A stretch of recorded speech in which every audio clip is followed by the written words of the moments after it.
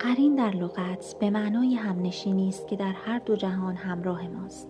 خصوصیات اخلاقی، افکار و عاداتی که به ما و دیگران صدمه می‌زند، مانند قضاوت، تمسخر، در گذشته زندگی کردن و هزاران خصلت منفی دیگر، باعث تجمع انرژی‌های منفی اطراف حاله بدن انسان می‌شود.